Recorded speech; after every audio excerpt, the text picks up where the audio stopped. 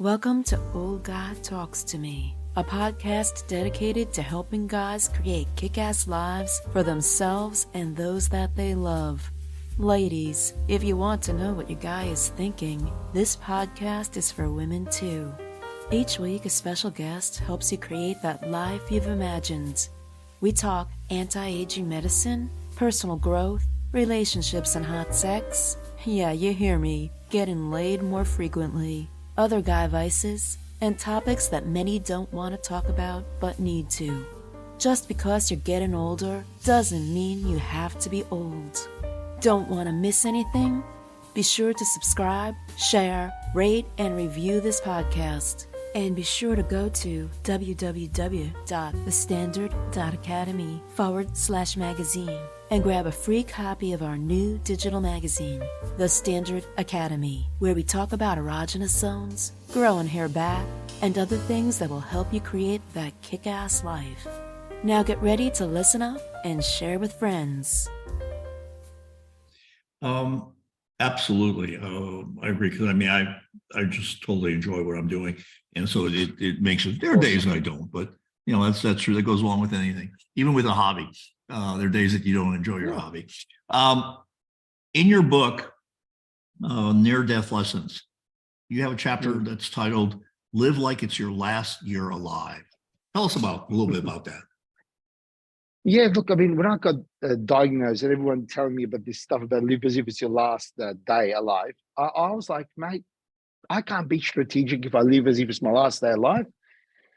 I had anxiety when people tell me live as if it's your last day alive, Chris. I'm like, shut up. Yeah. So for me, if I could see as if it's my last year alive, because every year I get scans, MRI for the brain, for the spine, for the kidneys, and all this stuff. And so every year, when I get my scans towards the end of the year, and I get my results, I have those doctor's appointments and everything else, I get those results and I see those as like a certificate to live life fully the next year. So that's how the whole year, the live as if it's my last year, became as a notion. I've been living like this for 30 years. And every year it's my last year. And because every year, I don't know whether I've got a tumor that's formed in a part of the brain that will not be operated and can kill me or whatever it is. And so when I live a life as if it's my last year alive every year, one of a few things I noticed happen. One, all very important decisions are brought forward. I don't procrastinate because it's my last year alive. And, I've got to make those decisions right away. That was one benefit. The second benefit was I was forced to be deliberate with the way I live, with the decisions I make. I cannot live as if it's my last year alive and optimize that last year without clarity, without a sense of direction, without understanding my whys. And so I go through a process every year on getting clarity with what is it that if this is my last year, what is it that I want out of this life if it really is my last year? Now, if it is my last year, I'm not also being careless where I say, all right, let's just put everything on black or let's just spend it all. I don't do that either. So, but it allows me to be strategic with my time. It allows me to be much more driven. It allows me to make much more wise and important decisions. It allows me to make a much more of an impact. And what's fascinating is the years go on, I get better at refining my capabilities of achieving these goals that are set out that are even bigger. And I get more, because I get more clarity. I get to understand why these things are so important to me. And so when I get obstacles, when I get off course a little bit, I just look back at my process and I go, I understand. So I have a process which is simple. It starts by me looking at my phone. I first got to look at the year that was. So let's look at the year of 2022. I look at all my photos of January, February, March, April, every month. And I look at the photos that help me remember, like, did I live a deliberate life in January, February, March? Did I set out to have achieved something, and did I actually do it? First I do that. So then I first got to understand the year that was, and I got to appreciate that. Okay, I just let the year, glide. Like I was just in the wind. Like I was going every direction. I was doing anything, and my year just went past me. Whatever, undirected. And then there are times where I have years where I go, oh my God, I set out to do that and I did that in March, or I set out to do that and I accomplished that in October, or so forth. So that's one of the first steps. The second steps I do is I evaluate my desires. And I don't know what my desires are, like everybody else. Sometimes having a desires, we don't know what our desires truly are. So what I do is, our subconscious mind doesn't communicate in language. It communicates in emotion, and it communicates via visual images. So I look for images that will trigger something emotional in me. So I look at an image and then I go, hang on a minute, why did I respond to that image with excitement? Or why do I desire that? Why does that house appeal to me? Or why does that view appeal to me? Or why does that object, or why does that image of that lifestyle? Then I try to go out and I understand that image. Why does that image appeal to me? What's the attraction? That's how I bit by bit design my life. It all starts by getting images. And I know a lot of people call this a vision board, but for me, it's a bit different. I get an image. I then go deep into understanding why this is important in my life. I then rate it 1 out of 10. I then get all these images, then I go through a process of elimination, and I just stick with, say, 5 or 10 images that are really important, really exciting, and I've weighed up the pros and cons as to why having this in my life is important. And that's how I go about designing my life every year. One of the ways, getting clarity with my desires.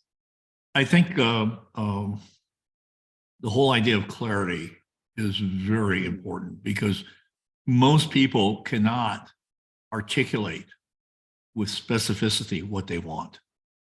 They really can't, and consequently, they're stuck in a myriad of generalities, and that's just no way to get anything. And I think you mentioned also something also very important, is that many people do too many things and they don't finish anything.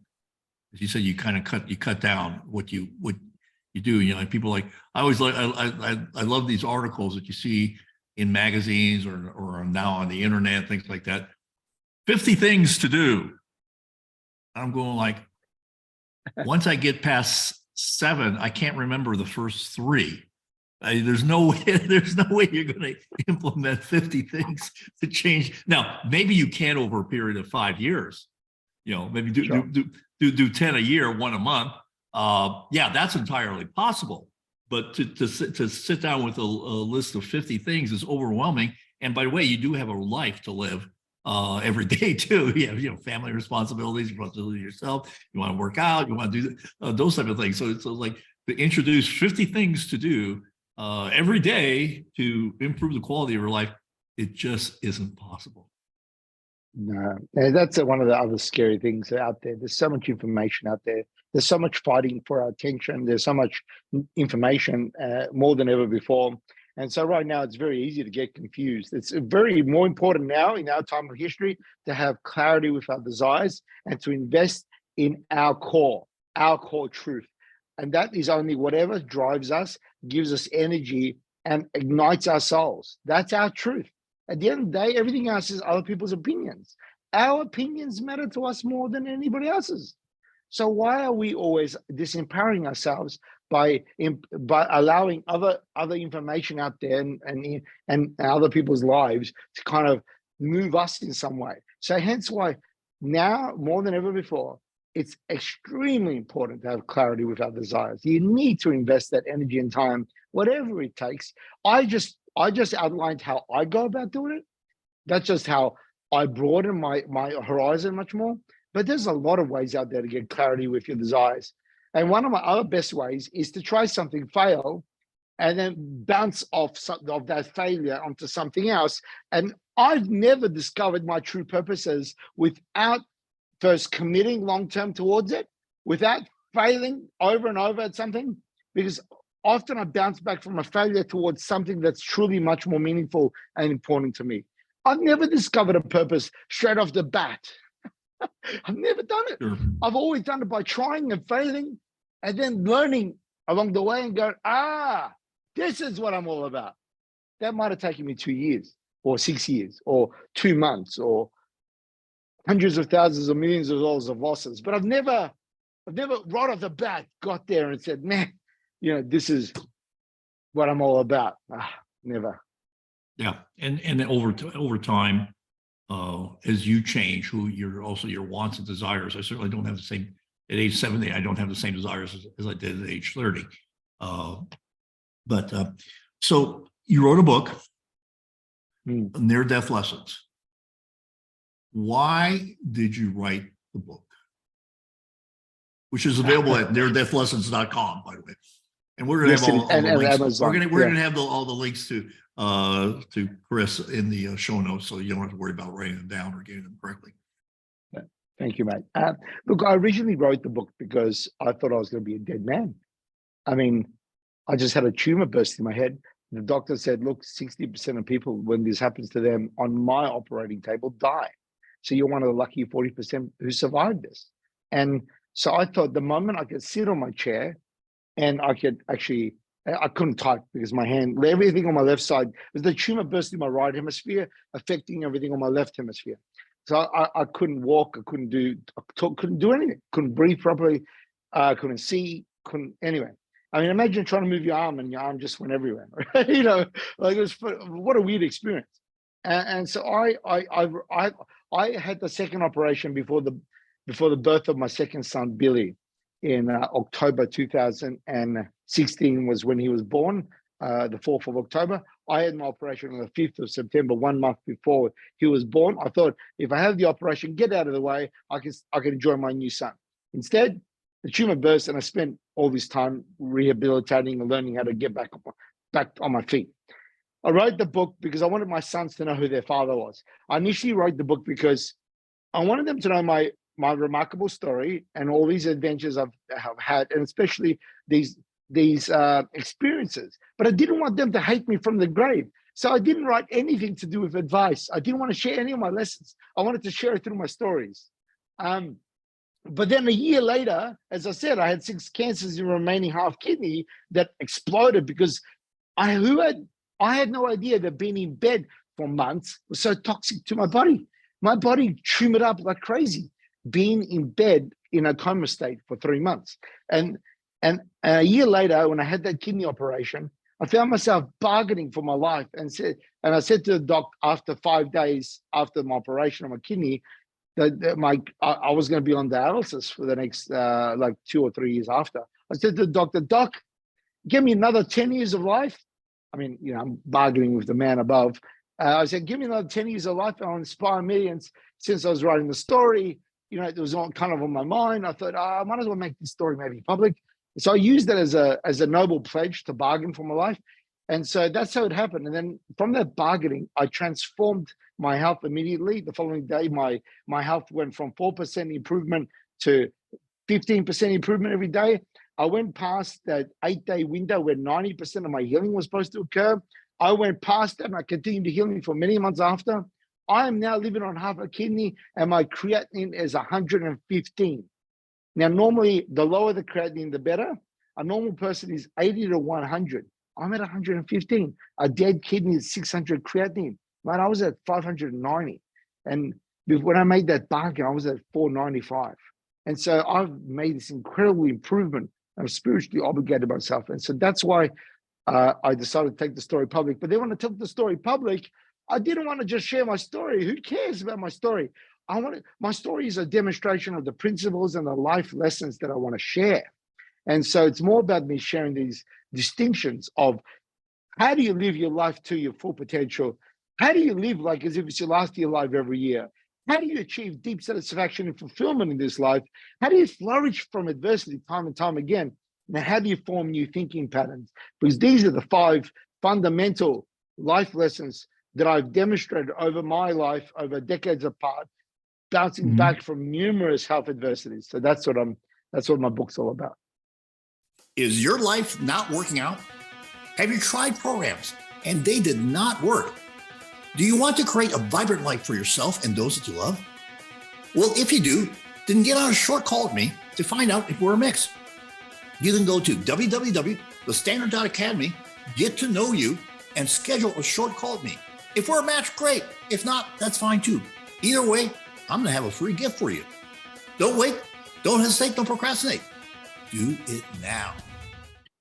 So Chris, when you are going through these challenges, it must affect your personal relationships. Let's talk a little bit about that. Sure. I mean, after my brain operation, the first 2 weeks, I thought I'm better off dead. I walked around with my heavy duty walker, and every nurse, every doctor, every random person I bumped into, I said, I couldn't even talk properly, by the way. I mean, my speech was affected. I was probably saying, I was saying in my head, this is nowhere to live. You can't expect me to live like this. And I probably sound like, but everyone I spoke to, I said that, like, you can't expect me to live like this. This is ridiculous. I thought I'm better off just dying, jumping out of a window or something. Like, this wasn't worth living like this. And my wife was like, Chris, it might be better off for you being dead, but it's not better off for me. So we're gonna see this through. And so she pretty much saved my life.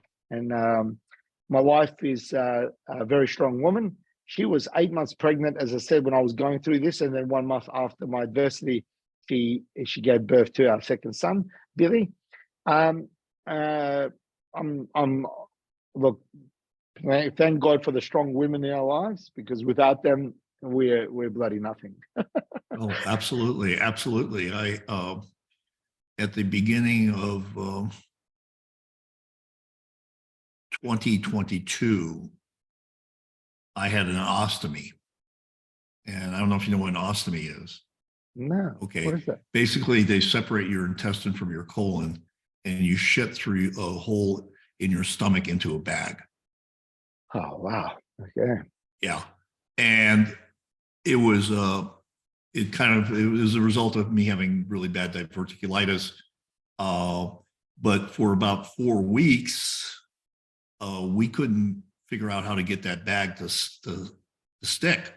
And we went through lots of wound healing clinics and this and that, and no one could show us how to. Finally, we found someone. But every morning, my morning consisted of me waking up and shitting on myself for about 1.5 to 2 hours, and then my wife cleaning it up. It was very hard. It was very hard. It was emotionally, spiritually, and intellectually a very challenging time. Now, fortunately, several months later, about 4 months later, I got put back together again, and everything's fine. But it was challenging, and just like you, I was fortunate enough to have an incredibly strong woman there who loved me and took care of me. I couldn't even imagine doing this by myself, to be real honest. And I don't know whether you're having this experience or what, but when I went through that, I really intellectually started to understand suicide. Because I think that people that, let's say, you can see, I don't know if you have this in Australia, but here on television, we have lots of programs for soldiers that got injured in Iraq and Iran and things in Afghanistan, things like that. And their lives I had the likelihood, those incredibly high likelihood, like 98%, that I was going to be put back together again. But those people's lives are forever altered by an IED, an explosive that, they lost a limb or 2 limbs or maybe several. And their lives are forever altered. And I could see where at some point you just say, I'm tired. I just don't want to go on anymore. I'm tired. Let me just end this now. I'm tired. And I really understood that intellectually in a way that I never could have before. It's a sad thing, but it was. And that was at 68 years of age, right? Yeah. And so that was, it was an interesting time. So. So on that, being spiritually broken, physically, emotionally, mentally, right? That happened to you. That happened to me at 44 with the tumor bursting. Those times, shattered, being broken in that many little pieces. When we get broken, we don't get broken in big pieces. We get broken in these little pieces, shattered everywhere, right? Mm-hmm. Yeah. Isn't it fascinating, though? Isn't it fascinating that we can rebuild? Yeah. Oh, yeah. It doesn't matter where you're at. You can rebuild. You just have to change. You have to change your mindset about it. So rebuilding is always a process. But what I want to highlight here to everyone who might be going through these moments where they are broken in their lives, you got to understand that when you get broken, you have an adversity, or you can't see beyond this adversity you're in right now. So just know that if you're going to give it the time, just give it time. Look out ahead of the time. Look out ahead for say a year or two. Just look. You're in this situation. It's hard to see a future beyond this situation, but just attempt to see a future a year or two out. And when you're going to look at that future, and if you're going to give it a time to say a year or two, right? First, know that as time passes, time heals all wounds. We've all heard this because our brain slowly comes to terms with that reality of whatever happened to us. Absolutely. We get a chance to rebuild. We get a chance to rebuild bit by bit, okay? But know this, that after every one of these adversities, we do get stronger. We get stronger. We can rebuild our lives and make them better after these adversities. So the only time this adversity wins is when we give up. And it's so easy to give up. It's so easy to give up. It's so easy to end. Yeah, absolutely. To end this. Absolutely. It's so easy. So Yeah. so dare to think and dream and believe in the future. Just dare. That's the only way to see beyond it. Because I remember when COVID hit, and a friend of mine owns like all these restaurants. I said to him, because I saw that he was stuck in his world of this existence right now. He couldn't envision a future anymore. I said to him, can we just, I'm looking forward after COVID flying to the Philippines, and this is in the Philippines. I look forward flying to the Philippines and catching up with you and discussing how have you bounced back from this adversity? How have you grown from this adversity? And where have you landed after this adversity?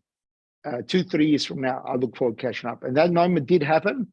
And yes, he went from 38 restaurants down to 10, but he went from 38 restaurants making a negative to 10 restaurants making huge profit and being a stronger person. And now he's making progress towards building 200 restaurants.